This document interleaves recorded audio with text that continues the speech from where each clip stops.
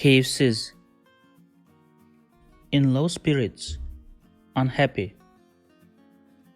Keyifsiz. Keyifsiz. Bugün neden keyifsizsin? Why are you in low spirits today? Bugün neden keyifsizsin? Seni her gün keyifsiz görüyorum. I see you unhappy every day.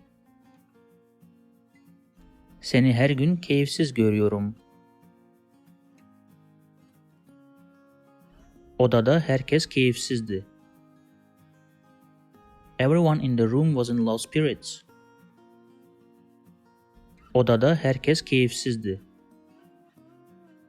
If you like this video, please subscribe to my channel below for more videos on Turkish grammar, vocabulary, and pronunciation. Also, if you think this video can benefit somebody else, please share it with them.